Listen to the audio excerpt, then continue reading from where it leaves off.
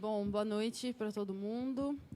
Eu quero começar agradecendo, então, o pessoal da Tapera, Antônio, obrigada. Agradecer também o pessoal da Veneta, Letícia, o Rogério.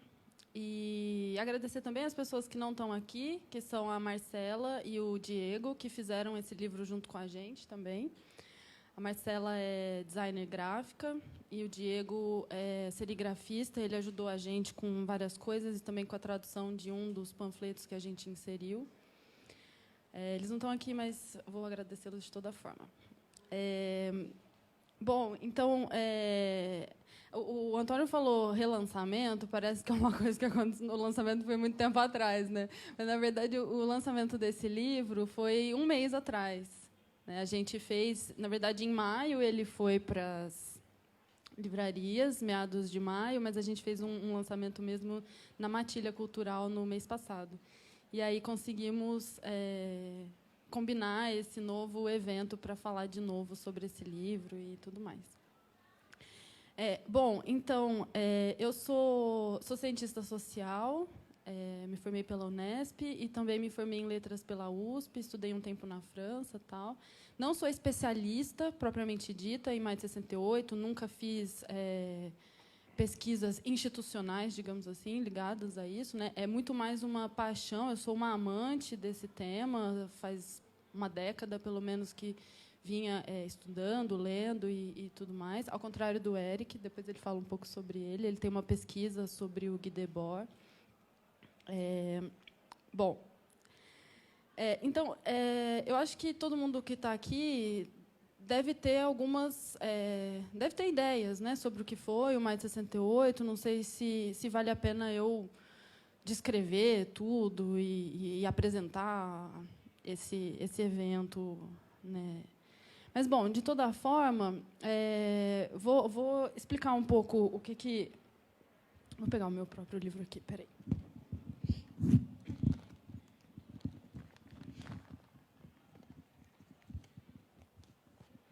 Bom, então, 68, a gente costuma falar, né, maio de 68, mas, na verdade, foi um evento cujas origens datam de antes disso, né, e que é em maio que a coisa realmente engrossa e se radicaliza e tudo mais. A gente teve... a gente não, né, os franceses tiveram a maior greve geral da sua história, com 10 milhões de trabalhadores em greve. Foi realmente muito impactante. Foi um levante que teve participação de inúmeros grupos de esquerda, né, tanto os comunistas, diretamente ligados ao Partido Comunista, né, quando eu estou falando de comunistas, mas também trotskistas, maoístas, socialistas, e outros grupos que estão por fora desse espectro partidário sindical, que foram os grupos que a gente resolveu reunir nesse livro, né? Então, é um livro... eu e o Eric não somos efetivamente os autores do livro, né? O Eric escreveu a apresentação do livro, que é muito bonita. Ele fez uma cronologia também muito rica, que está no final do livro. E eu escrevi um texto sobre a produção gráfica, de 68. Então, o material propriamente desse livro, na verdade, não é nosso. A gente fez uma antologia. Então, a gente reuniu textos de grupos, de comitês de greve, comitês de ação, de grupos que estavam por fora dos partidos e sindicatos. E aí tem uma gama abrangente, né, de grupos. Então, a gente tem textos... o principal texto, né, o mais longo e tudo mais, é um texto da Internacional Situacionista, que foi assinado pelo... bom, enfim, sem entrar em detalhes, senão não vou conseguir usar todo o meu tempo. Mas, enfim, um texto da Internacional Situacionista. A gente reuniu também textos de carteiros, publicitários, médicos, jogadores de futebol. Então, tem um monte de categorias, digamos, de trabalhadores que, em geral, não recebem tanta atenção, né? Então... bom, eu traduzi a maior parte desse livro, eu acho que talvez 95% desse livro. Contei com muita ajuda do Eric para anotar o livro. Ele é bem rico em notas históricas, explicativas e tudo mais. E também com a ajuda do Diego para traduzir um dos panfletos, que é muito interessante, que é um panfleto chamado Para Serigrafar Cartazes, que foi feito, na época, pelos estudantes da Escola de Belas Artes, e foi amplamente distribuído e tudo mais, e ensina, né, os rebeldes a produzirem cartazes serigrafados. Acho que muito, mesmo para quem não conhece muito desse evento, a produção gráfica de 68, né, os seus cartazes, sobretudo, é algo que está aí no imaginário, né? Então a gente fez isso, inseriu esse panfleto e muitos cartazes também. Bom, a ideia também desse livro, a gente pensou muito na juventude, né? No dia do lançamento a gente falou sobre isso. A gente sempre teve uma relação afetiva com a coleção Baderna. A gente lia quando era bem jovem e fez parte da nossa formação, da nossa deformação, como diz o Eric, da nossa deformação política. E, para a gente, o valor maior disso só existiria se a gente conseguisse chegar até a juventude, né? A gente queria poder contribuir, de alguma forma, para a formação política dos jovens. E, então, muito do sentido desse panfleto que a gente inseriu, né, para serigrafar cartazes, vai nessa linha, né, de tentar dar uma contribuição aí para os jovens. Bom, então, muito do que acabou chamando a atenção em relação a esse livro veio do material gráfico que a gente inseriu, que não era uma coisa que a gente esperava. A gente, no início, a gente pensava em pôr um material gráfico, sim, mas, aos poucos, a gente foi expandindo essa coleta e colocando cada vez mais coisas. E, no final, isso acabou chamando bastante a atenção das pessoas. Então, quero mostrar um pouco umas imagens que eu coloquei aí. Então, basicamente, assim, em relação ao material gráfico, né, o livro está dividido em duas frentes. Uma... O que eu faço aqui para... O que eu faço para mudar essa tela? Bom, enfim... É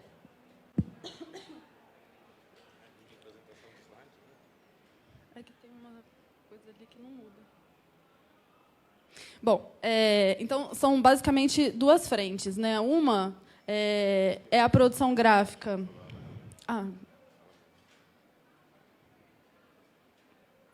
É a produção gráfica do Comitê pela Manutenção das Ocupações, que era formado basicamente pela Internacional Situacionista, que o Eric vai falar essas coisas mais em detalhes depois, mas foi um comitê bastante efêmero, né, mas que era formado pela Internacional Situacionista e pelos estudantes de Nanterre, os chamados Enragés. Basicamente, essa foto é muito bonita, né, uma foto das barricadas.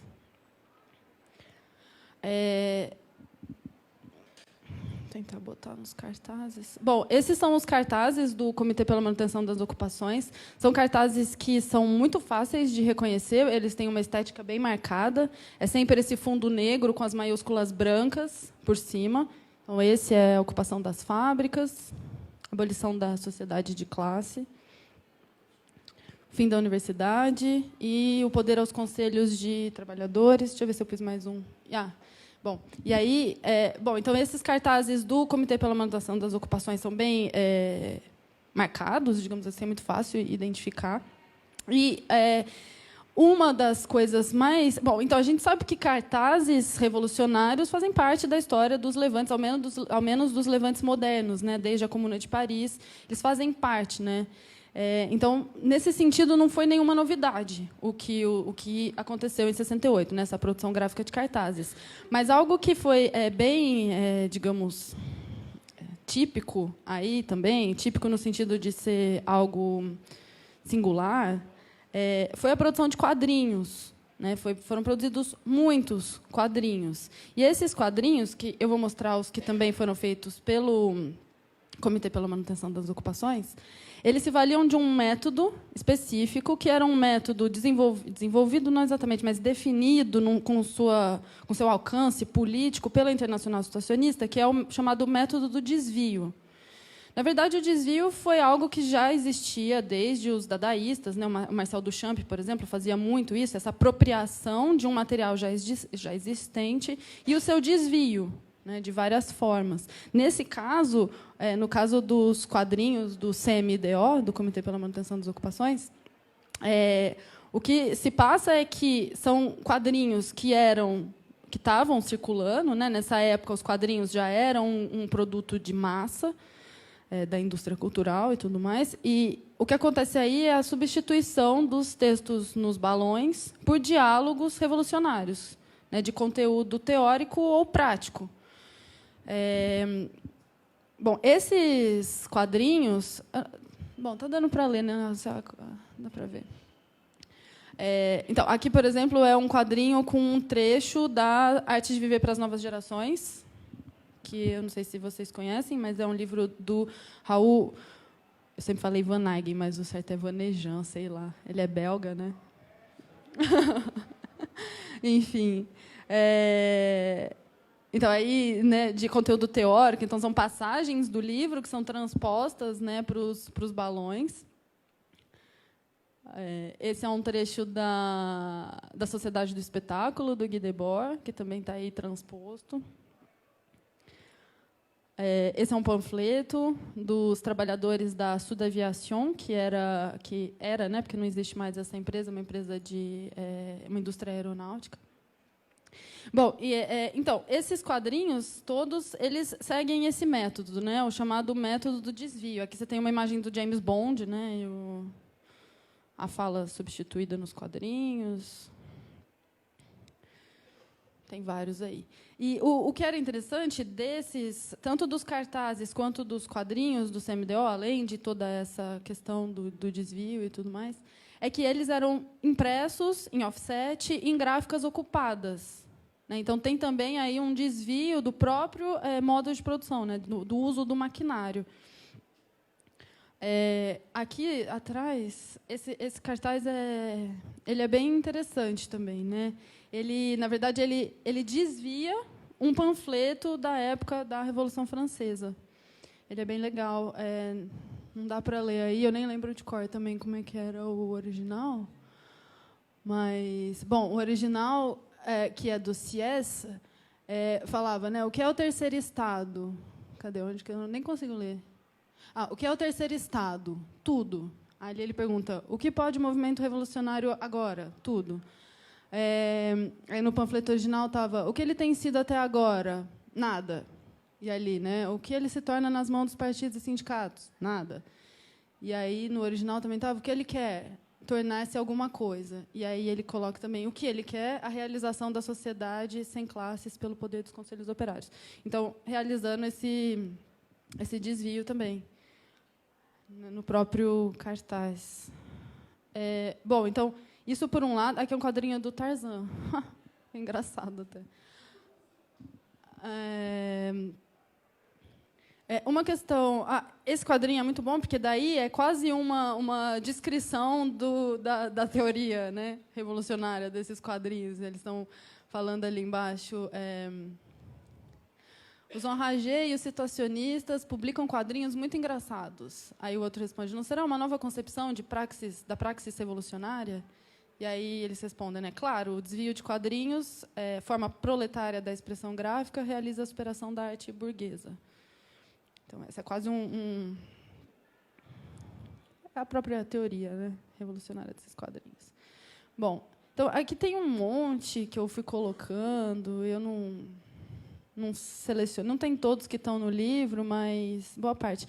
Bom, aí esses quadrinhos aqui, eles são bem polêmicos, porque eles são um dos poucos, esse aqui e esse, são os dois únicos quadrinhos que têm protagonistas mulheres. É claro que a gente está falando de um contexto, né? É o início do movimento, da formação do movimento feminista, e para depois de 68 é que esse movimento, né, vai de fato se organizar e tudo mais. Essas coisas já vinham à tona nessa época, as questões feministas, mas aqui a gente ainda está, né, num contexto em que as mulheres ainda são personagens secundárias. Nos outros quadrinhos a gente vê sempre isso, elas são personagens secundárias. Os homens ocupam os espaços públicos e as mulheres os espaços privados, e nesses dois quadrinhos a gente vê que isso ainda acontece, né? Quando elas são protagonistas, elas estão no espaço privado. Então, reproduzindo ainda algumas, né, condições aí objetivas e subjetivas da época. A gente até fez uma nota para que o leitor se atente a esse tipo de questão. Bom, e aí, deixa eu botar aqui agora rapidinho os cartazes para vocês darem uma olhada. Então, isso em uma frente, né? Então, a gente tem essa produção gráfica do CMDO, basicamente com esses cartazes que eu mostrei e os quadrinhos. Tem uma série de panfletos também. E a outra frente de produção gráfica são os cartazes dos chamados ateliês populares.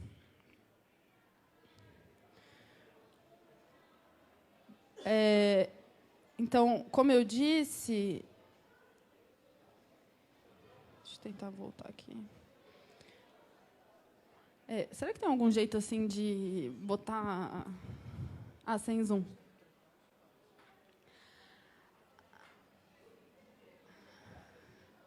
Já melhora. Aí. Bom, em maio de 68, surge um primeiro ateliê popular na Escola de Belas Artes. Esse ateliê ele era aberto ao público, basicamente frequentado por estudantes, mas não só, ele recebia também muitos trabalhadores.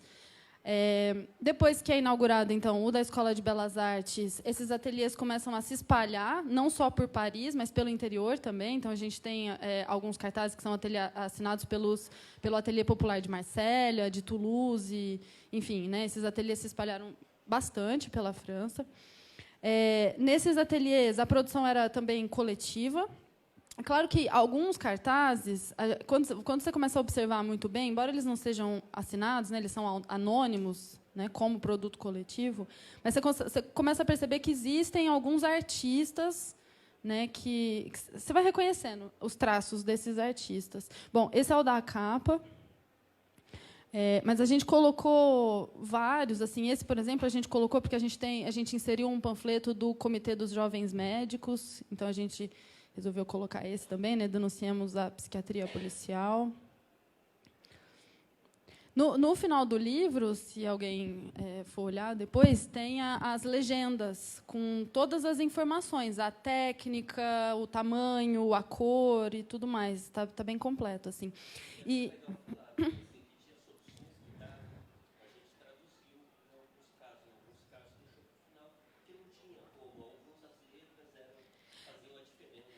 a gente, no começo, a gente até pensou em fazer o letreiramento em português. É disso que você está falando, né? Desse letreiramento. Mas, de fato, seria um trabalho de reconstituição. A gente optou pela via documental, né, em manter eles assim, em colocar as traduções no final. Alguns, tudo foi feito muito rápido, assim, né? Mas alguns deles eu tentei até reconstituir aí um valor poético e tudo mais, porque tem rimas internas, tem algumas coisas assim. Que são legais de conseguir colocar em português, mas, em outros casos, não deu, né? Então, eu fiz o que deu aí. Mas o que é interessante em relação a esses cartazes é que eles são muito inspirados nos cartazes soviéticos, né, dos construtivistas russos, embora eles não tenham a mesma geometria, né? A gente sabe, se vocês lembram dos cartazes russos, eles são muito geométricos, tudo é muito calculado, os ângulos do papel, com os ângulos todos que se encaixam nas formas geométricas e tudo mais. Aqui é menos, né? Você até vê alguns que têm alguma coisa mais assim, mas é bem menos. Mas o que tem aí muito em comum é a síntese da informação que é passada, então são poucos elementos, geralmente uma imagem forte e uma legenda. E esses cartazes, eles eram feitos, 90% deles foi feito, 90% foi feito com a serigrafia, com a técnica da serigrafia, que é uma técnica muito barata, né, comparado com as outras, mesmo com o offset, quando você faz em grandes tiragens. Ela é barata e ela é fácil de fazer, então ela foi muito usada, que também era a técnica preferida dos construtivistas russos, né? Alguns deles são feitos com litografia, pouquíssimos com estêncil, mas, basicamente, eles são todos serigrafados. Então, era isso que eu estava falando, né? Uma imagem forte, uma legenda, os elementos são bastante sintéticos. Bom, esses que têm, né, a luta continua, a gente pode imaginar, eles não são exatamente datados, mas a gente imagina que eles já são do fim de maio para frente, né, quando o levante já vai... né, tentando... bom, a gente está aí à beira do fim desse levante, os acordos de Grenelle e tudo mais, mas a luta continua. Né? Então, tem muitos que têm essa mensagem. Né? Essa aqui é uma mensagem muito soviética, né? A arte ao serviço do povo. Eu gosto muito desse, porque tem tudo a ver com o Brasil de hoje. Né? A polícia vos fala todas as noites às 8 horas, que é a hora do Jornal Nacional. Então, eu acho muito bom.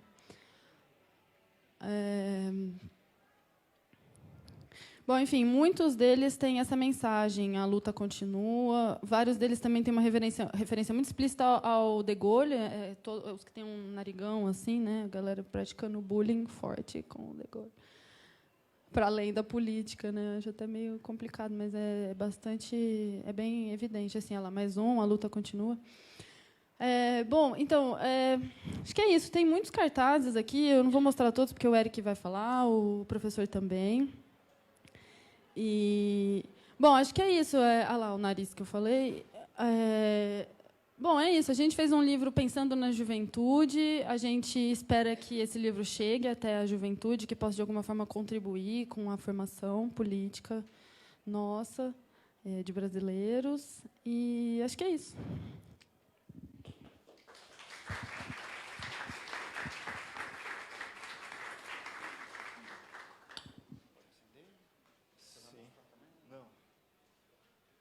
Bom, boa noite a todos, todas. Agradecer a Tereza, que falou primeiramente. Professor Alen Castro, compõe aqui com a gente... Não tem mesa aqui, né? Enfim. Também queria agradecer o pessoal, a equipe aqui da Taperá, né? Na figura do Antônio, toda a equipe da Veneta, né? Na figura do Rogério e da Letícia, estão aqui presentes. Dizer que assim, é uma oportunidade de agradecer novamente, porque meio na matilha foi meio uma coisa mais informal, né? Mas acho importante dizer assim, agradecer pela oportunidade de publicar uma perspectiva de 68, né? Quer dizer, uma perspectiva dos vencidos de 68.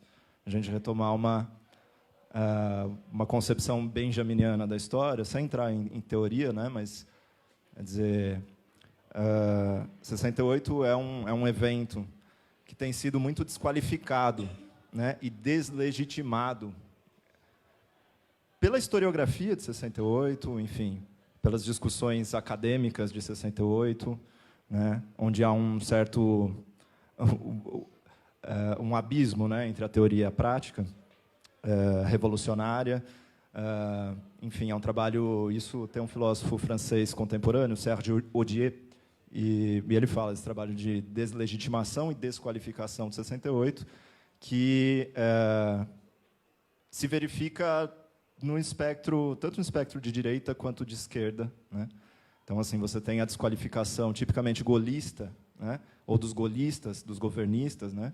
Enfim, já em 68, no calor dos acontecimentos, né? E reforçada também pela deslegitimação, pela desqualificação propriamente comunista, ou seja, comunista aqui no sentido dos partidários do Partido Comunista, né? Dos membros do Partido Comunista que, desde o início do processo, fizeram de tudo para desqualificar justamente essas alas mais conscientes e radicais do movimento, que são justamente essas alas que a gente apresenta aqui.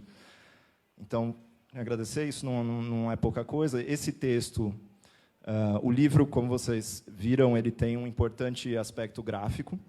Então, tem esses cartazes que a gente acabou de exibir na parte final do livro, né? A primeira parte do livro ela é composta por um texto chamado Enragés et Situationnistas no Movimento de Ocupações, né? E esse texto ele é todo ilustrado pelos quadrinhos, né?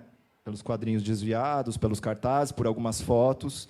E os quadrinhos eles têm uma estética um pouco diferente, é uma estética propriamente situacionista, né? A Tereza fez menção à questão do desvio, né, que os situacionistas já, quer dizer, que teorizaram conceituaram, né, a questão do desvio, que já era praticado desde os dadaístas.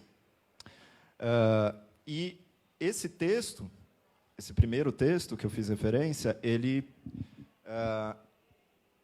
é produzido, né, pela Internacional Situacionista, numa associação com um pequeno grupo de anti-estudantes, né, era assim que eles se referiam, de Nanterre, né, que são os enragés. Enragés também é um desvio, né, da história da Revolução Francesa, né, os enragés da Revolução Francesa, eles defendiam um aprofundamento permanente da Revolução, né, inclusive pautando questões relativas à democracia direta, aos mandatos revogáveis, né, coisas que depois vão emergir novamente em outras situações revolucionárias, né, principalmente na Comuna de Paris. Então, quer dizer, são os enragés, enfim, e os situacionistas que produzem, portanto, nessa primeira parte do livro, uma teoria revolucionária, né? Uma teoria revolucionária produzida no calor dos acontecimentos. Quer dizer, eles se exilam em Bruxelas, em julho, no começo de julho, né? E se reúnem alguns situacionistas e produzem esse texto, que é um texto de análise, né? De conjuntura. Então, retoma aí, desde as premissas do movimento que vai culminar, né, em maio, na ocupação de universidades, e depois isso vai se alastrar para as fábricas. Então, quer dizer, isso a gente tem, Teresa fez menção aos panfletos, né, dos comitês, ela falou dos carteiros, falou dos médicos que questionam a questão da repressão, medicina e repressão, os jogadores de futebol, funcionários da FINAC, né, enfim, uma diversidade de comitês autônomos em relação à parte dos sindicatos. Né? E essa parte o primeiro texto, né, que compõe o livro Enragés Situacionistas, Movimento de Ocupações, é o que na apresentação eu chamei de tendências selvagens, né, uma tendência selvagem do movimento de ocupações. Né, e aí selvagem fazendo referência à denominação dada pelos social-democratas alemães, assim, principalmente no processo revolucionário alemão, era como o Friedrich Ebert, né, que foi o primeiro presidente republicano da Alemanha, né, em 19, dirigente conservador da ala revisionista do Partido Social Democrata Alemão, que vai chamar de selvagens, né, justamente essas tendências que se exprimiam na forma conselho, em oposição à forma partido e sindicato, e que as greves selvagens eram justamente aquelas greves iniciadas desde a base e a revelia, né, dos dirigentes, né, ou das instâncias sindicais de representação, enfim, burocrática desses trabalhadores. Então, selvagens, pois, indóceis, indomesticáveis, ou seja, né, os partidos eles eram incapazes de controlar essas greves que surgiam espontaneamente desde a base. Então, o nosso esforço, né, aqui é de juntar esse material, quer dizer, de uma tendência inédita, pouco conhecida no Brasil até então. É inédito a tradução para o português, não só no português brasileiro, no português em geral, né? Mesmo em Portugal não tem ainda esse texto traduzido, né? Embora ele já tenha sido traduzido em outras línguas, em italiano, em espanhol, em inglês, mas em português é a primeira vez que tem esse registro. E é muito importante, nesse sentido, então, de apresentar uma perspectiva dos vencidos, né? Nesse sentido, a gente exclui dessa antologia particular, porque, exclui, então, os panfletos, as análises, né, de conjuntura dos jornais oriundos da esquerda institucional, seja comunista ou socialista. Também não incluímos, portanto, né, assim, não é uma antologia eclética, né, a gente focando aqui nessa ala selvagem, digamos assim, situacionista, enragés e esses comitês autônomos. Também não entrou textos da esquerda ou da extrema esquerda, né, majoritariamente trotskista na França, mas também maoísta. Não entrou também textos anarquistas e também não entraram textos vinculados à instituição universitária de intelectuais acadêmicos, né? Bom, tudo isso produzido no calor dos acontecimentos. Então, toda essa documentação é de maio e junho, né, com exceção do principal texto, que é de julho, do início de julho, né, quando os situacionistas escrevem o Enragé, Situacionismo do Movimento de Ocupações.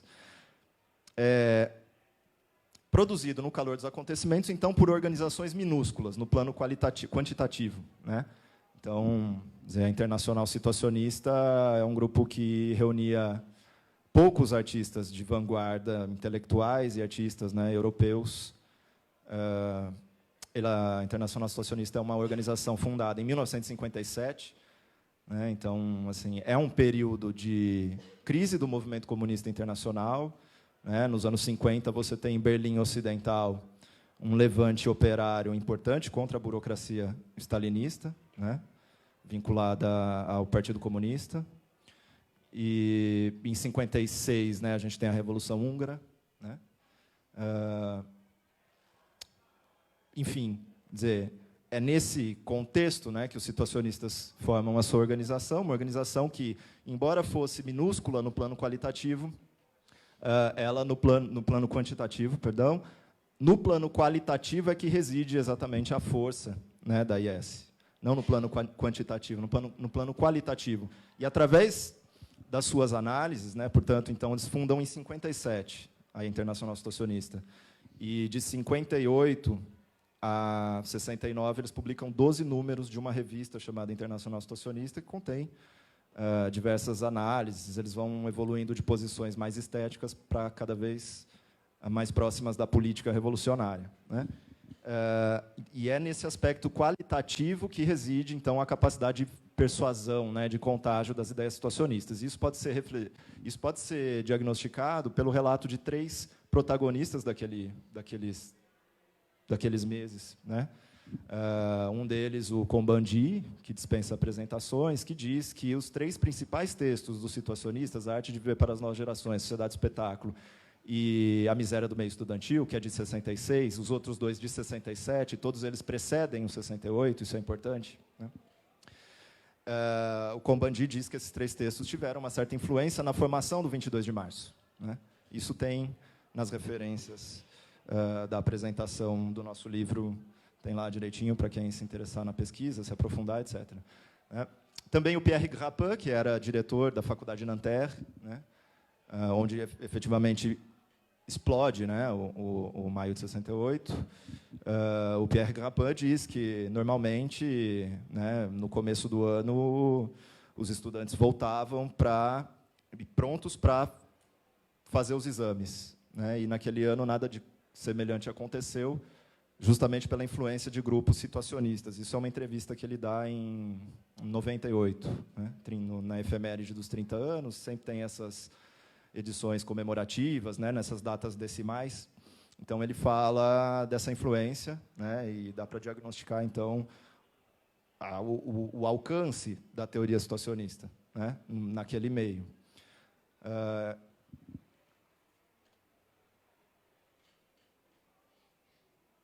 Bom, os situacionistas vão ter um percurso particular. Em 68, eles vão, junto com os Enragé, eles tinham uma prática política muito singular, né, que eles chamavam de vandalismo crítico, portanto, as pichações, etc., no campus universitário, como se diz, o escracho de autoridades acadêmicas consideradas reacionárias. Enfim, é uma prática que depois vai se expandir para a Sorbonne, né, na sequência. Bom, é importante dizer, e aí eles vão ter um percurso muito particular. Primeiro, o Comitê de Ocupação da Sorbonne tem um delegado eleito pelos situacionistas e pelos Enragé, o René Riezel, então, com 18 anos, é o único membro a dizer que tem um pertencimento político, né?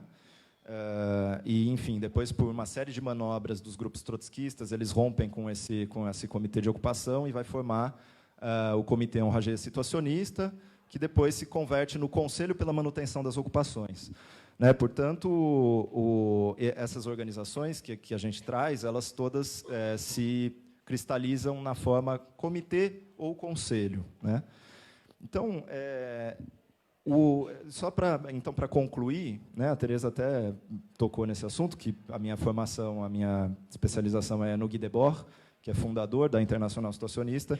No livro de 67, Na Sociedade do Espetáculo, é de novembro de 67, o Debord ele diagnostica, né, um retorno da luta de classe revolucionária e prognostica, efetivamente, a cristalização disso, né, na forma conselho, que ele diz que é o aspecto não vencido do movimento vencido do primeiro quarto do século XX na Alemanha e na Rússia. Né? Então, os soviets na Rússia e os conselhos alemães. Então, esse é a forma conselho seria, segundo o Debord, antes de 68, o aspecto não vencido do movimento vencido. Isso é importante dizer para a gente não ficar... É uma perspectiva dialética da história, que abre a história, né? Ao contrário das visões mais maniqueístas que costumam dizer que 68 ou foi tudo ou não foi nada, né? Então, portanto, entender qual é o aspecto que pode trazer algo de novo às lutas sociais contemporâneas, né? Então, esses aspectos, ao serem atualizados, podem, sim, trazer algo de mais que apenas um interesse historiográfico em 68, algo que está preso no passado, né? Mas acho que essa literatura e essa publicação têm a contribuir com as lutas contemporâneas, né? Justamente pelas lições que estão contidas aí, e, sobretudo, nesses textos de análise. Portanto, acho que é isso. Vou deixar a palavra para o Alencastro. Obrigado. Obrigado, Eric. Registrar a presença aqui do Gama, que está ali fora. Ele é o autor desse livro aqui sobre Vila Buarque, o caldo da regressão, que é um livro sobre os conflitos que tiveram aqui em São Paulo, em 68, inclusive a Batalha da Maria Antônia e tudo mais. É um livro que ele fez, que está aí. Entrou aí, depois, se ele quiser dar uma palhinha. Professor, obrigado aí. Bom, eu queria agradecer o convite do Antônio. Eu sempre aceito os convites do Antônio, mesmo antes de ter lido o livro. Aí depois fiquei com mais vontade de vir. E esse é um assunto que, para pegar uma coisa mais concreta, em 1998 se falou muito disso. Essa época eu estava morando no Brasil, depois eu vou falar um pouco do ponto de vista que eu estou falando, e teve o Ricardo Mussi publicou, estava falando para ela, depoimentos do José Arthur Janotti, Paulo Arantes, Roberto Schwartz, Fernando Henrique, o meu. Está online, vocês podem dar uma olhada. Eu participei em debates, num deles estava o Zé Dirceu e o Fábio Comparato, na Maria Antônia, aliás, e o Tony, que era um militante estudantil no Brasil, que depois entrou para a luta armada, ficou 4 anos na cadeia. E, quando ele disse isso, eu fiquei 4 anos na cadeia, o Zé Dirceu, que estava do meu lado, pôs a mão na cabeça, 4 anos na cadeia. Pode ser que ele passe o resto da vida na cadeia agora. Eu estou falando isso porque são essas reviradas da história. E, então, teve muita peripécia aqui do meio, nesse meio tempo. Eu queria começar pelo fim. O fim é o seguinte, já para resituar melhor. Para vocês, eu tinha chegado na França em 66 para fazer graduação em Ciência Política e História. Em Paris tinha um ambiente muito para brasileiro que não era legal, porque tinha muito exilado que já estava no segundo exílio. Eram os dirigentes brasileiros do governo Jango, que já tinham se exilado em 1935, no Uruguai, Raul Riff, Roberto Moreno, gente ligada ao Partido Comunista. E estavam encarando um novo exílio depois de terem chegado ao poder democraticamente. E era muito deprimente, a bolsa francesa que eu tinha era pequena, e uns estudantes amigos meus me aconselharam a ir para a Aix, que lá era a melhor faculdade de História da França naquele momento, e com a bolsa dá para viver lá. Eu, então, ia e voltava, às vezes. Então, eu estava lá já há 2 anos, quando começou essa agitação de maio. A primeira coisa que eu queria falar é que havia uma agitação estudantil larvada. Foi a primeira vez em Aix-en-Provence, aliás, em Marseille, porque a universidade, a parte de Ciências Humanas, Direito e Economia, estava em letras em Aix, mas a parte de ciência e ciência exata, medicina e tal, estava em Marseille. Marseille tinha os sindicatos, é o grande porto do Mediterrâneo, e aí era outro papo. E tinha um movimento de extrema-direita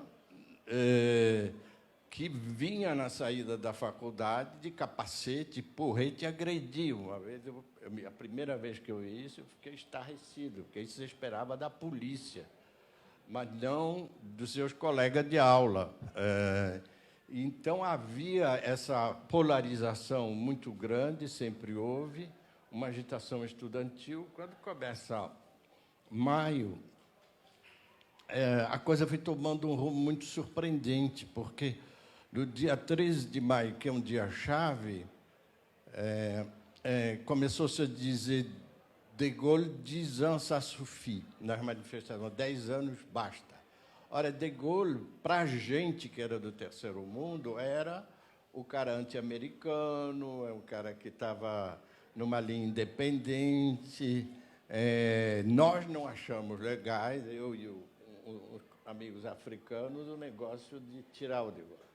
Uma coisa mais radical, os guardas republicanos, que seriam a PM, que em Marseille eram muito à esquerda, porque tinham participado da resistência contra os nazistas, isso era 20 anos antes, o pessoal começou a chamar CRS-SS.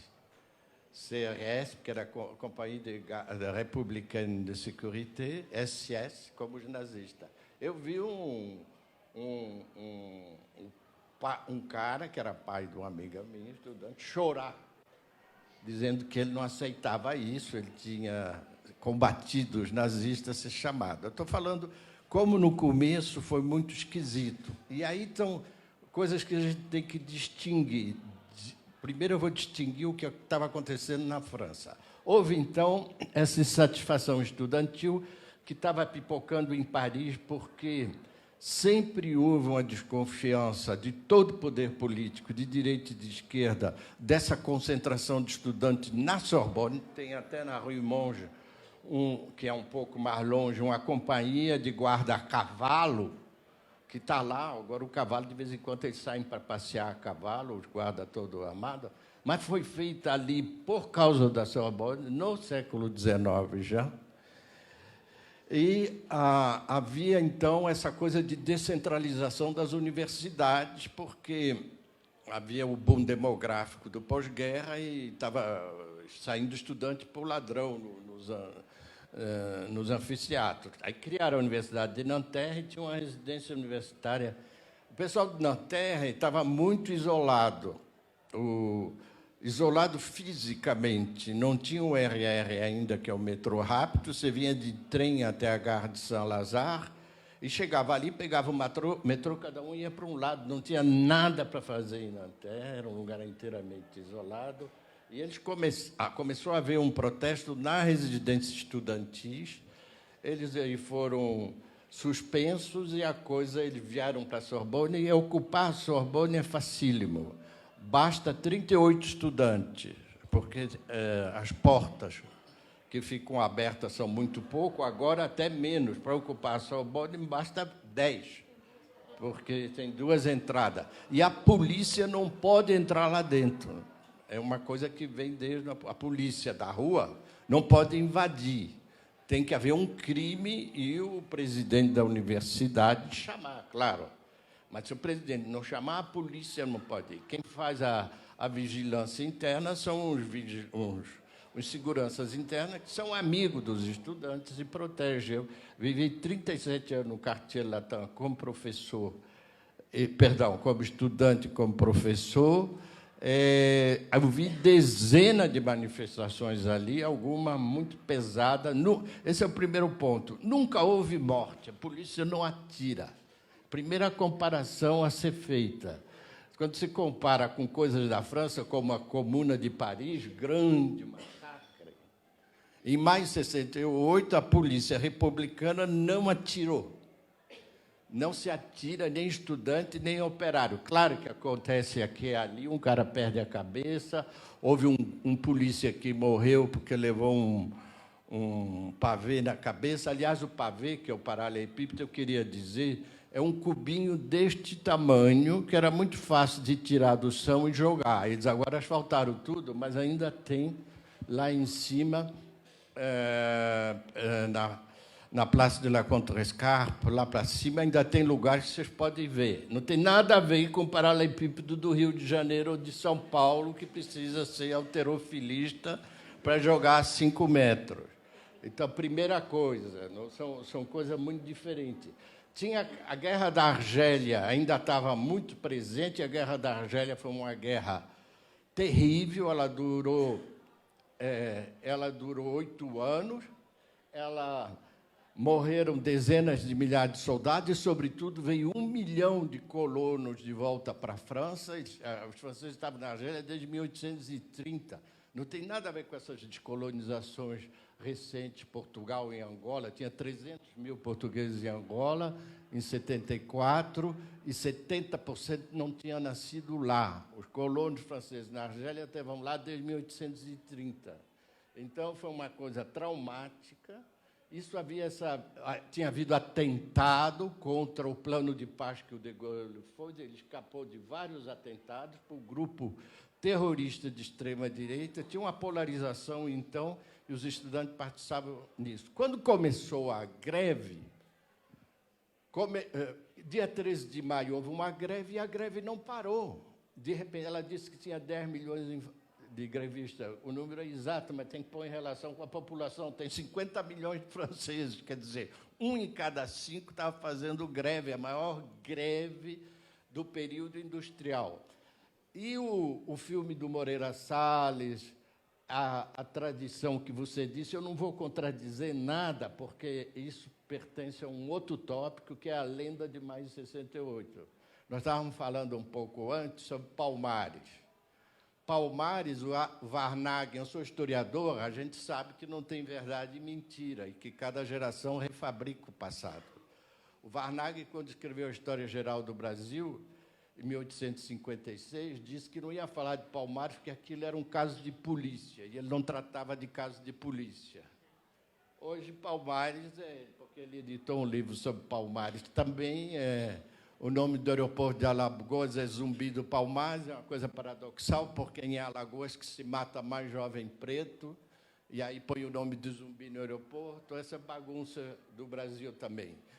Mas o fato é que há uma reconstrução de maio onde o vilão da história, parece que havia uma revolução, potencialmente, foi o Partido Comunista e os sindicatos que traíram. Não, foram coisas totalmente diferentes. Os estudantes achavam que havia uma revolução, uma minoria. Eu vou voltar a esse ponto.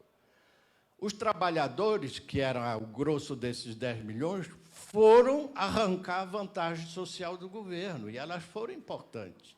Eles ganharam 1 semana a mais de férias, antes só tinha 3. O governo socialista deu mais 1, tem 5 semanas de férias. Ganharam um aumento de salário mínimo, direito a ter delegado sindical, uma série de vantagens. Para vocês saberem, nos Estados Unidos tem 2 semanas de férias por ano. A França tem 5. Veio uma série de lutas que acabou a semana de trabalho 35 horas. Os caras mentirosos aqui, os golpistas, houve um aí do CNI que disse que na França se trabalhava 80 horas por semana. Logo, não sei se vocês lembram, que podia fazer isso aqui no Brasil também. Isso é um absurdo, uma mentira e ninguém, o cara engole. Então, houve essa reivindicação, acabou eles arrancaram a vantagem do governo, acabou a greve e eles foram embora. E teve uma outra coisa que foi um grande movimento cultural que continuou durante 10, 20 anos e que deu no Médecins Sans Frontières, como é que chama? French Doctors, que é chamado em toda a parte, Médicos Sem Fronteira, No MLF, o Movimento de Libertação da Mulher, vejam bem, a Simone de Beauvoir tinha escrito, em 1948, O Segundo Sexo. Era um livro-chave no negócio do feminismo. Mas o MLF só aparece 20 anos depois. As coisas não andam juntas. Por isso que eu digo, o negócio do situacionista era uma turminha lá. 2/3 despolitizados e se vangloriavam de ser. E a dinâmica do processo ali foi outro. E esse movimento estudantil e essa ideia que tinha uma revolução foi desmentido imediatamente depois. Um dos ministros do de Gaulle, que era o Chaban Delmas, que era um cara muito experiente, propôs a de Gaulle: dissolve a Assembleia, dissolve o Parlamento e convoca a eleição geral. O de Gaulle tinha uma maioria de 2 deputados só no Parlamento, que é um regime semipresidencialista. O presidente é eleito, mas tem um primeiro-ministro que sai de uma maioria no Parlamento, que é o que querem fazer aqui, mas, enfim, de vez em quando se fala disso. E tem em Portugal também. E o de Gaulle tinha uma maioria de 2 deputados. Foi eleição em junho, 2 semanas depois de maio, teve eleição, a maioria dele passou para 100 deputados. Deu um banho, quer dizer, quem era a favor da esquerda, aí era do Partido Comunista, porque o pessoal da esquerda não parlamentar, extraparlamentar, eu prefiro chamar assim, porque na França tem um vocabulário que tem em Portugal também, é gauchista e de gauche. De gauche é quem está na esquerda parlamentar. E gauchista é fora dela. Tem até um livro do Lenin sobre isso, que é o Le Gauchisme, doença infantil do comunismo. Em Portugal também ele chama esquerdista e de esquerda. Mas nos Estados Unidos, no Brasil e em outros lugares, eles confundem. Então, a esquerdista, sei lá, o Ciro Gomes é esquerdista, enfim. O Boulos é esquerdista, o Ciro Gomes, eventualmente, é de esquerda. Mas são coisas totalmente diferentes de distinção. Esse pessoal, então, perdeu de todo jeito e ficou isolado. E aí tem uma coisa que é típico da cultura francesa. Em julho, todo mundo vai de férias. Em agosto, não tem ninguém, só tem turista brasileiro e japonês em Paris. Não tem nenhum, ou gente trabalhando para eles. A universidade fica fechada à chave.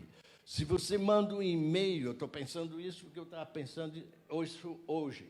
Escrever para um colega que está de férias é falta de educação. Não é que ele não vai responder.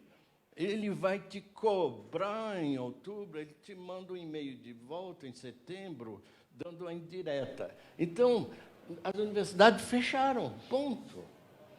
E essa geração mais 68, que é a minha, é a geração mais reacionária que existe na Europa.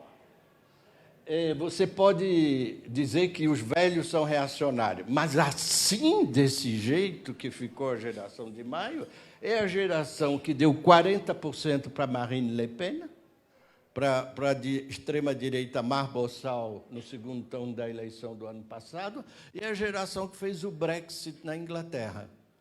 É assim, tão reacionário, não tinha uma faixa de eleitorado depois de 65. Você pode dizer, os caras morreram tudo, a esquerda, de desgosto, você pode romantizar.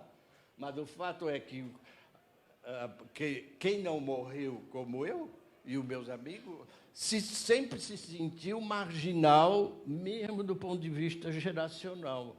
Estou te falando de uma situação real, que é interessante falar. A outra coisa que se mistura...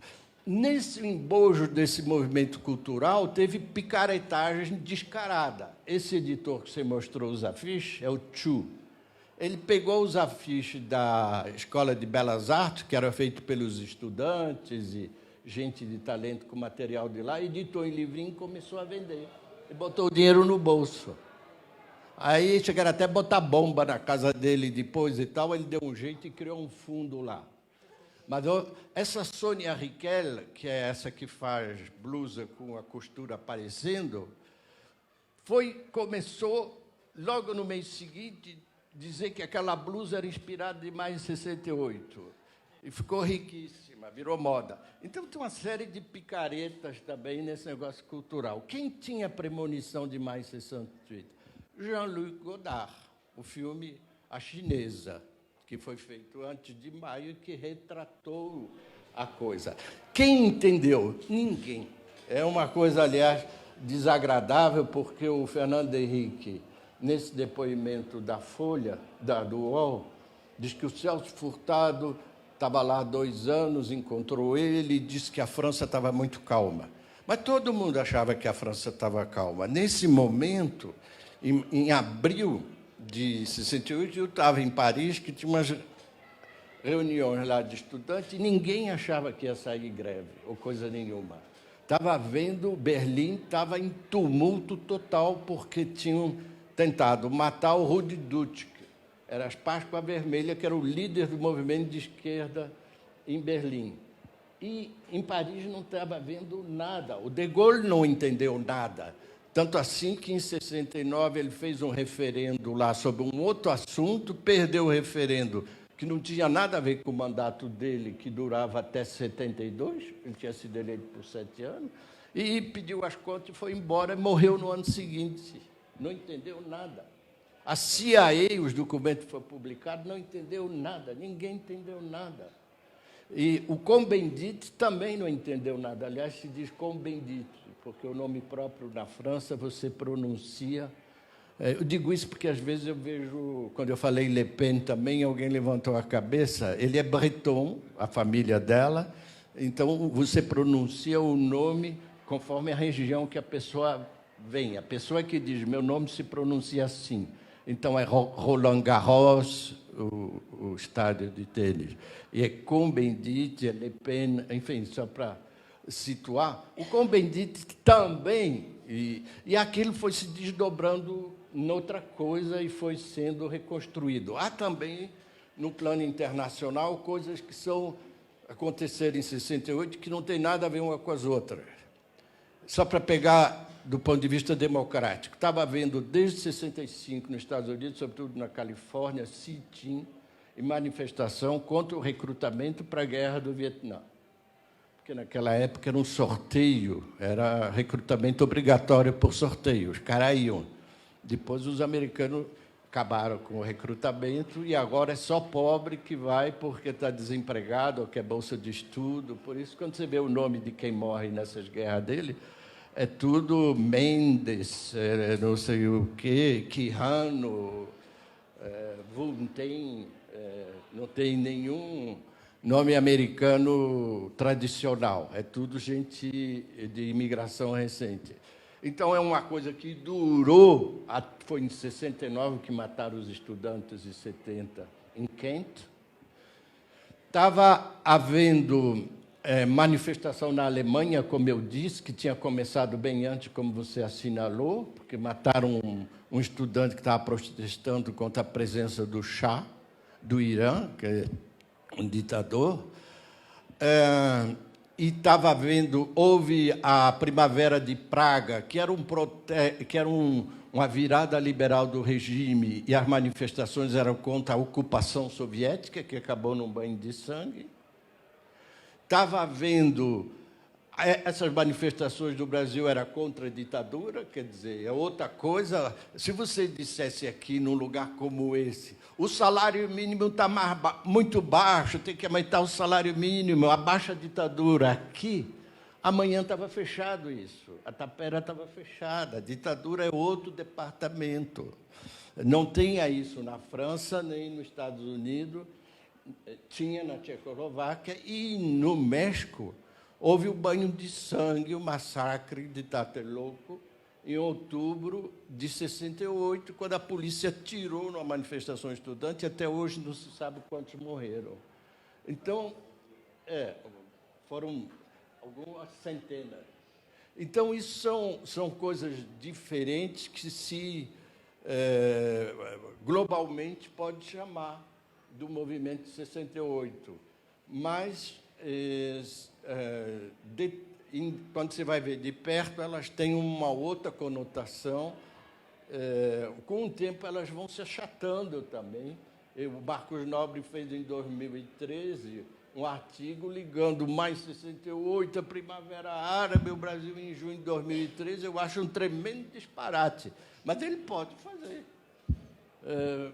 Mas, enfim, por que não? Junta o Marcuse, o Dr. Pock, aquele pediatra que dizia para a mãe não bater nos filhos, lá, um americano, Coca-Cola, sei lá, qualquer coisa.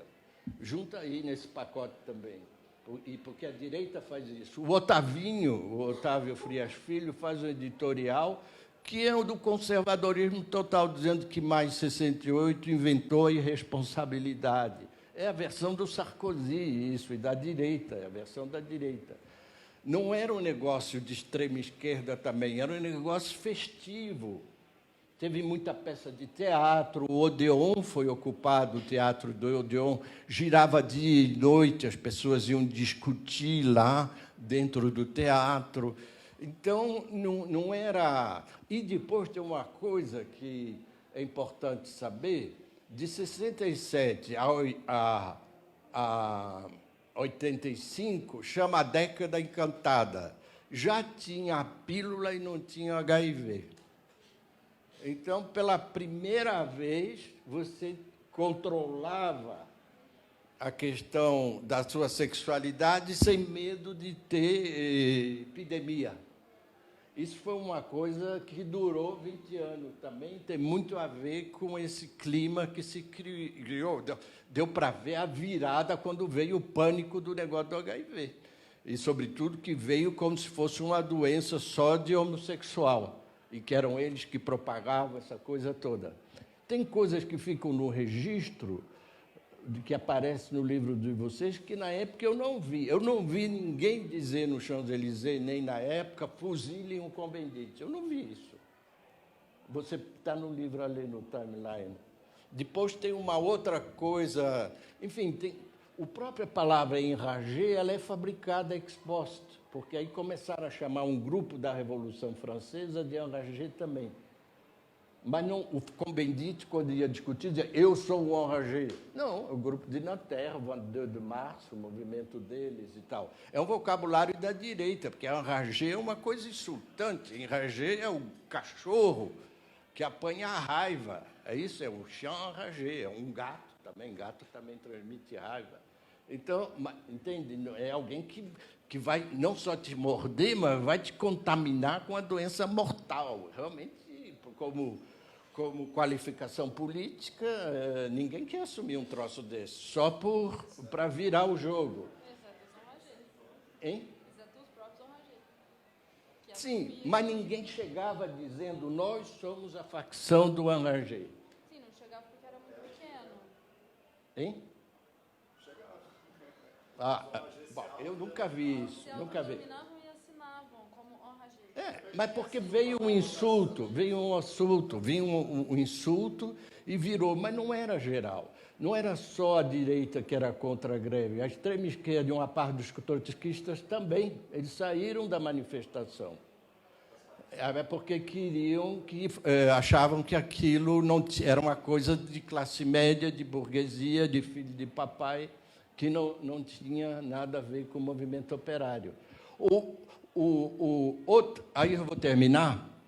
Tem uma coisa fundamental, é que esses debates todos, o envolvimento do Sartre, isso tudo, fez com que o movimento de 68 mais radical da Europa não desembocasse em luta armada. O que aconteceu na Itália e na Alemanha. Quando acabou maio, não é só houve um pessoal que quis radicalizar, porque a Gauche Proletarienne, que era o grupo maoísta, foi dissolvida pelo governo, foi proibida. E tinha um grupo que achou que chegou a hora, vamos cair na clandestinidade, botar bomba, sequestrar patrão.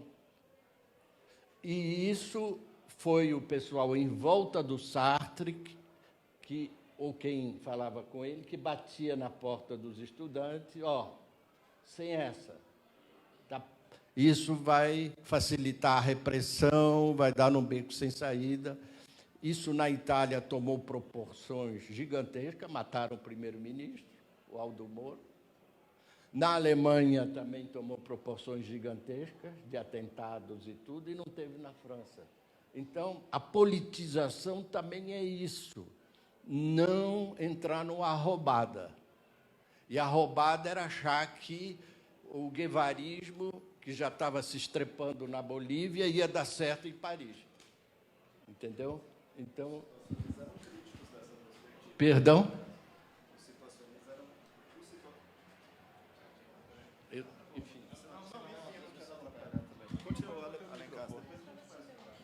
Não, pode ser. Não, já terminei. Não, é que os situacionistas eles eram críticos, sempre foram muito críticos da perspectiva da luta armada, né? Inclusive essa... Eu digo, é importante comparar com o que estava acontecendo na Itália. Em maio de 68, eu fazia parte de um grupo que foi ver a Bienal de Veneza, depois de maio. A gente estava indo para outro rumo, paramos em Veneza para ver a Bienal. Então, não tinha nada lá. A gente atravessou o norte da Itália, tinha meia dúzia de gente também, porque era o começo de férias. No primavera seguinte, começou uma coisa na Itália muito barra pesada, com atentado da extrema-direita culpando a extrema-esquerda, movimento clandestino, uma coisa que não aconteceu na França. E na Alemanha teve a Hot Faction, o movimento da Baader-Meinhof, que também foi um movimento de luta armada barra pesada. E então isso é importante também, não é só de os vencidos. Então você falou, não é a coisa dos vencidos. Eu não sei bem quem foi vencido aí. Eu não vejo bem um bloco vencido. Os operários saíram ganhando. Os estudantes e a juventude viveu numa sociedade mais aberta. Não foi uma derrota. Eu não vejo isso como uma derrota. E a França mudou completamente, virou um país mais generoso. E esse grupo de extrema-direita é muito um rescaldo ainda da guerra colonial. O pai da Marine Le Pen, o Jean-Marie Le Pen, que foi o fundador do movimento, era um oficial do exército francês, torturador na Argélia, lá na luta colonial. Ele juntou esses colonos que voltaram para a França, entende? Então, eu só queria dar... Então, volto ao ponto de Palmares, né? Cada geração fabrica o seu ponto de vista. Daqui um tempo, vocês podem refabricar de novo e dizer que estava tudo errado, porque eu não vou estar aqui para dizer. Então, no centenário de maio de 68, já declaro a minha indisponibilidade, e aí, certamente, você pode juntar e dizer que estava tudo errado. Obrigado. Vou abrir para a galera aqui. Legal. Obrigado aí. Vou abrir aqui, então, para quem tiver comentários, perguntas, sugestões, críticas. Você quer falar, Rogério? Depois o Gama ali. Tá bom? Pedir para as pessoas procurarem ser breves na medida do possível. E, enfim, é isso. É uma impressão, e não tenho segurança quando eu falo isso, que a diferença que me parece do maio de 68, e nos cartazes, e as histórias em quadrinhos, e as pichações, que tem alguma coisa de diferente, que talvez tenha sido o senso de humor, que me parece ausente. Sabe, os cartazes existiam sempre, mas com o senso de humor daquilo lá, que depois talvez até justifique o que aconteceu com a geração, de um certo cinismo e um certo sarcasmo, e parou o espírito revolucionário, só ficou o humor, e aí ficou... Mas me parece que o inédito, naquele momento, foi o senso de humor, assim, dos cartazes. Eu não sei. Vou pegar mais umas falas aqui, e a gente, se vocês quiserem papel e caneta aí, a gente providencia aí. Mas antes de passar o programa aqui, Enfim, eu não sabia desse negócio que o De Gaulle logo depois convocou uma eleição e ganhou uma maioria muito maior. A gente, é arriscado dizer isso, né? Mas a gente vive discutindo junho de 2013 aqui, e tem aquele negócio, junho de 2013 foi uma explosão, e depois veio uma onda conservadora. O Egito fez toda a agitação lá na praça, Tahrir, etc., etc., etc., terminou na ditadura atual. Enfim, dá para fazer alguma... Não tem nada a ver uma coisa com a outra, as coisas são completamente isoladas.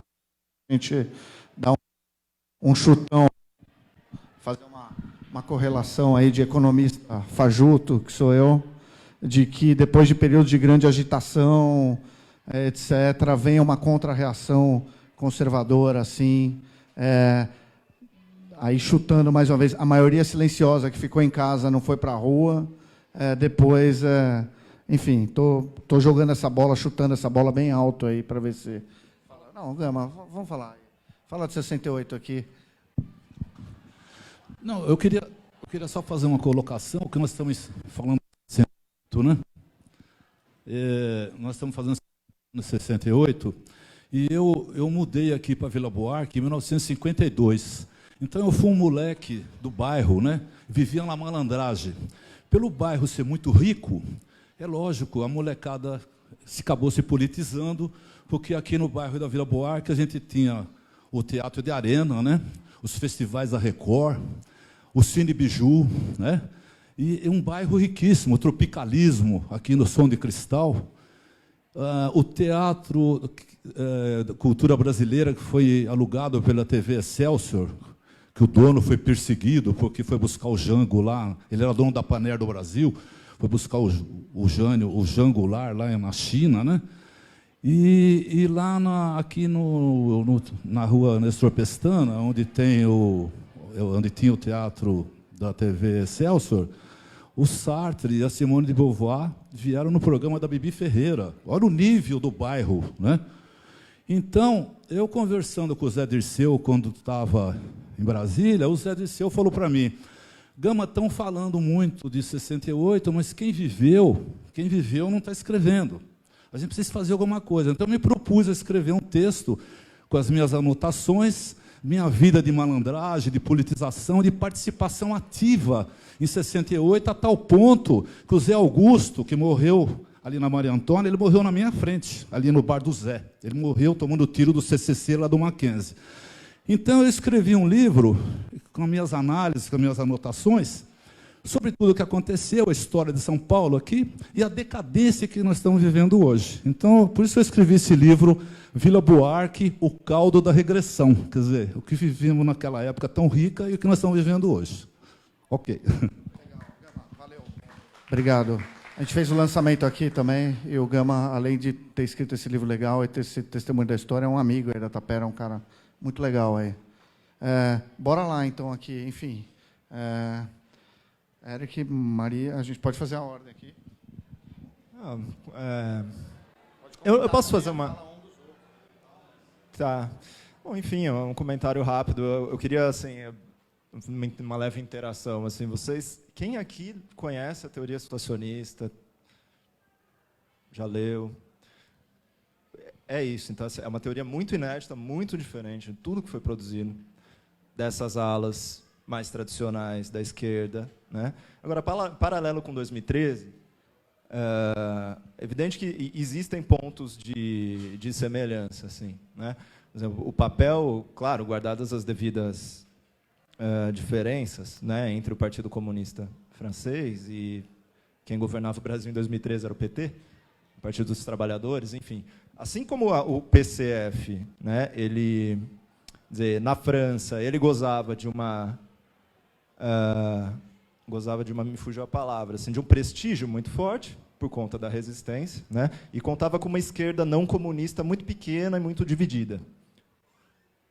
Ora, no Brasil, né, de 2013, você tem o PT no governo, né, e também como a maior expressão do campo de centro-esquerda. É uma posição muito semelhante da do PCF. E conta também com uma extrema esquerda pequena e dividida, né? Agora, o papel desempenhado pelos stalinistas, perdão, que comunistas do Partido Comunista, enfim, né, que assim, esse é o termo utilizado, né, pelas alas, digamos, as alas selvagens ou esquerdistas, né, gauchistas. Mas por isso que eu falei, a gente está falando em selvagem, né, porque o conceito de esquerdismo no Brasil é difícil de trabalhar, né? Então, assim, esquerdista no Brasil é quem é de esquerda. Não fazem essa distinção entre extrema esquerda, esquerdista e esquerda. Na verdade, são esquerda, extrema esquerda e esquerdistas, né? Esquerdismo, né?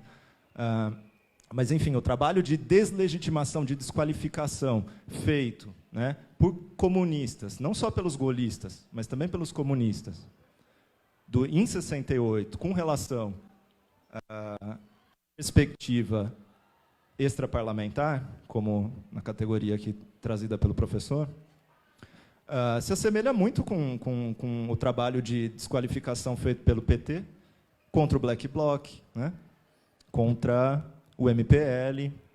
Ou seja, isso abre espaço, para uma contraofensiva da direita que vai, inclusive, atingir esse próprio campo mais tradicional, né? 2 anos depois você tem o golpe, o impeachment, enfim, um crescimento aí da direita, né, se organizando. Inclusive, a direita ela sempre copia a forma, não jamais o conteúdo, obviamente, mas a forma de organização, né, da esquerda.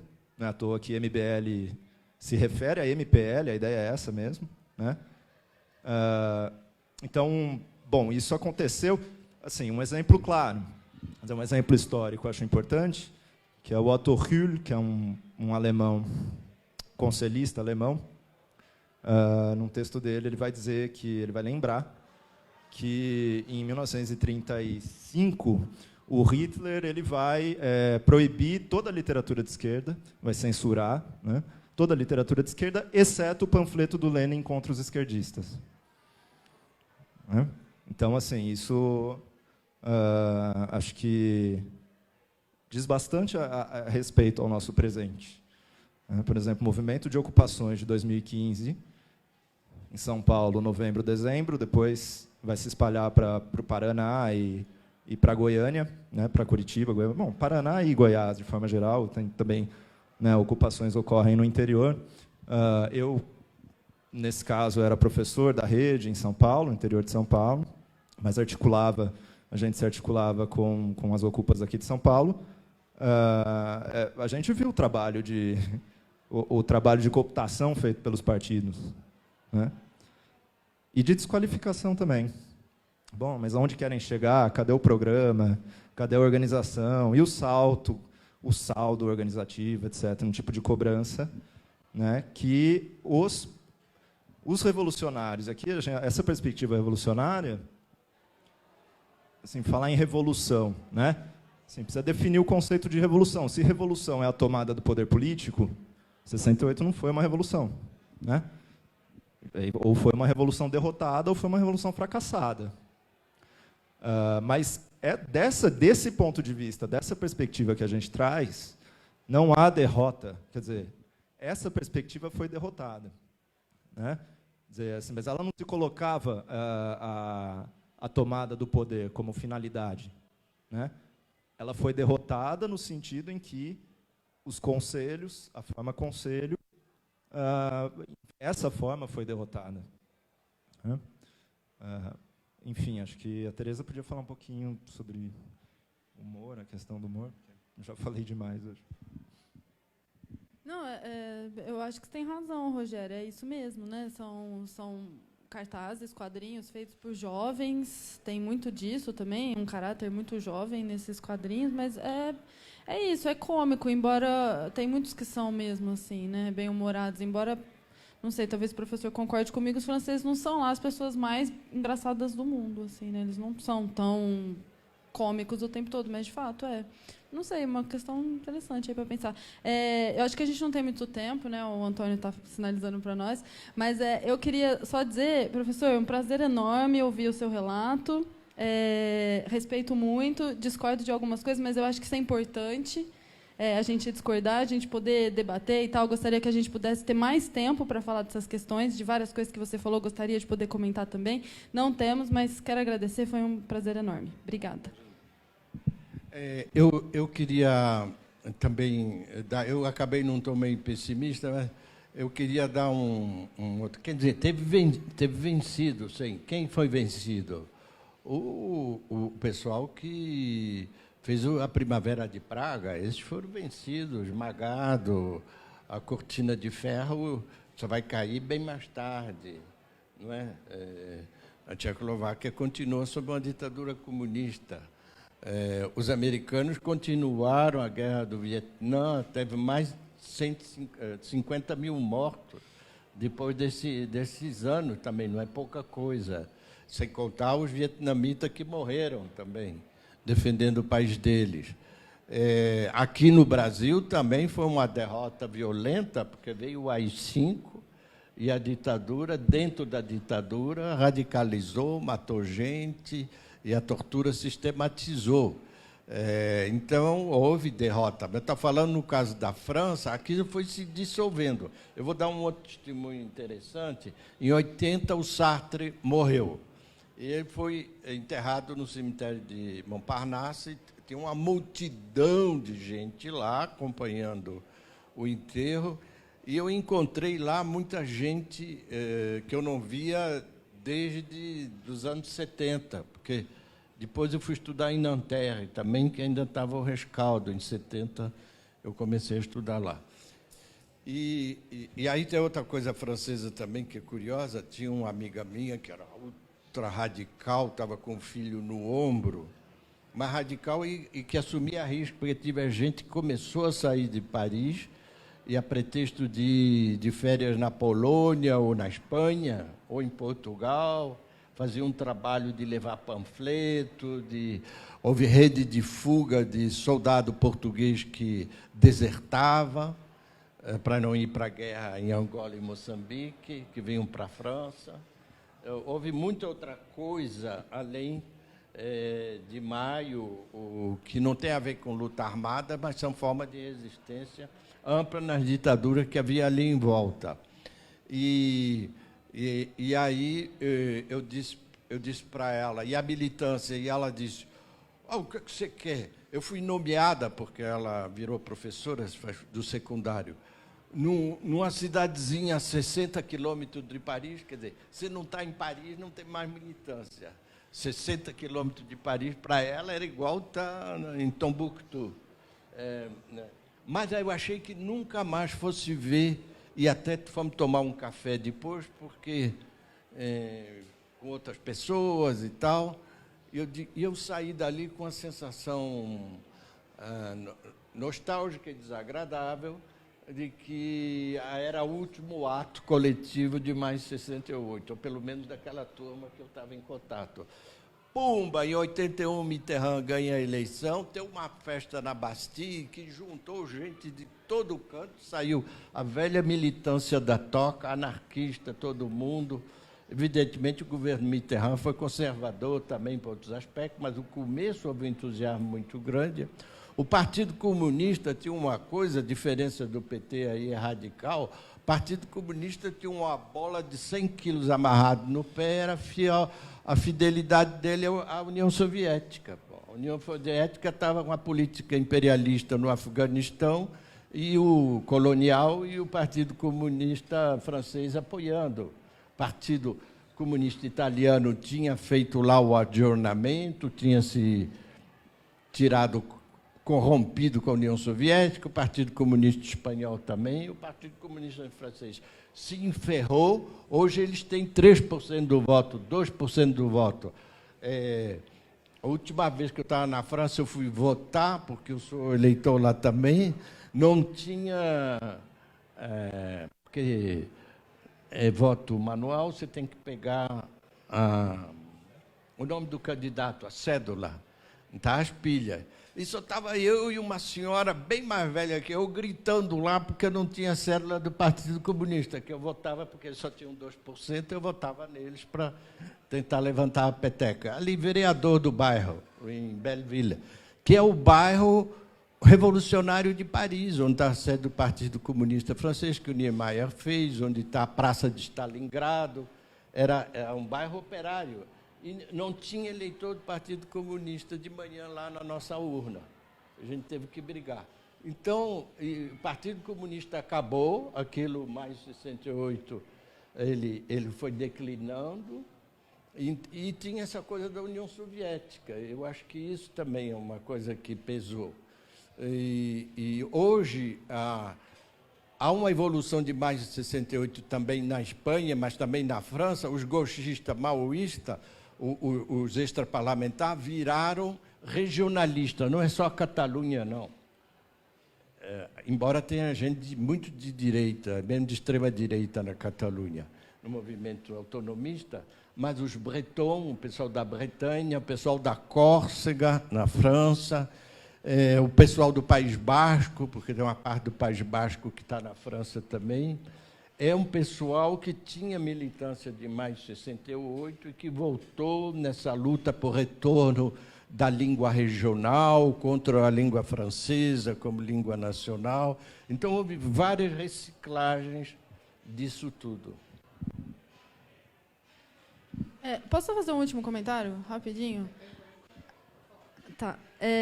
Bom, então, como eu disse, eu agradeço muito o professor, e o meu comentário é no seguinte, né? Não existem os fatos tal qual eles propriamente foram, ou tal qual eles propriamente são, né? Uma frase benjaminiana. Existe o passado tal qual ele relampeja num instante de perigo. É mais ou menos isso, né? A gente está sempre reescrevendo o passado e tudo mais. Então, eu acho que quando a gente... Só queria falar assim de por que a gente falar de maio de 68 hoje, assim, né? O que isso pode dizer para a gente hoje? E vou falar assim do meu ponto de vista. O que eu acho interessante de notar é que, como a gente falou bastante aqui, existiam inúmeras correntes de esquerda, né? A esquerda maoísta, comunista, trotskista, socialista e todos os outros grupos que estavam por fora dessa lógica. E o Michel Lovy tem um texto que é interessante. Ele levanta uma questão que ele pega, não lembro mais qual é o autor, mas ele diz assim: bom, em 68 existiam duas correntes principais, uma aí que estava mais vinculada à política e outra que seria uma crítica artística. E aí essa crítica artista entram os situacionistas e afins. E eu não vejo a coisa muito por esse lado, né? Isso é uma forma quase de desqualificar politicamente esses grupos. Na verdade, o que estava acontecendo ali, pelo menos é a forma como eu leio, quando a gente coloca, né, essa importância qualitativa desses grupos que a gente selecionou e não quantitativa, é porque eles colocavam em questão a política enquanto restrita à esfera institucional, né? Eles estavam pensando em uma descolonização total da vida cotidiana, né? Ou seja, em outras palavras, uma politização de todas as instâncias da vida, né? Então, eu acho que é isso que interessa para a gente hoje, e isso é muito atual, né? Foi a partir daí que os movimentos, como o professor comentou também, os movimentos feminista, ecologista, antimanicomial, etc., se organizaram, né? Então, a partir dessa perspectiva de uma descolonização total da vida e de que essas lutas são necessárias, as relações são políticas, né? O feminismo, né, talvez uma das melhores definições do feminismo é a politização da vida privada. O que todas as formas de feminismo têm em comum é essa perspectiva de que a vida privada é política. Então, isso tudo está condensado aí em 68, né? Então, eu acho que é interessante pontuar isso, e é absolutamente atual, né? Bom, enfim. Bom, então acho que vamos... A festa está animada aqui do lado, né? O pessoal do Mandíbula resolveu deixar bem alto o som aí, já nos embalos aí de maio de 68. O Metropol, a gente sabe que às 9 horas também entra, diz aí, o Cadu pode testemunhar, o Metropol a partir das 9 entra também com os dois pés, né? Enfim, então obrigado aí a todos pela presença aí, aos autores, o Eric, a Maria Tereza, o professor Alencastro aí, obrigado aí mais uma vez pela participação, sempre muito honrado em recebê-lo.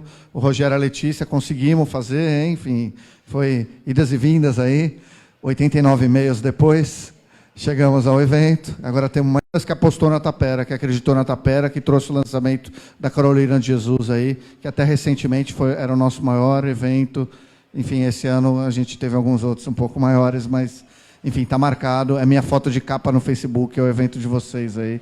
Obrigado aí vocês também que vieram aí. O livro está à venda ali fora, tá? Estamos vendendo com desconto o livro. De repente os autores aí podem dar um autógrafo aí para quem quiser. Tá bom? Valeu aí, gente, e obrigado aí, todo mundo.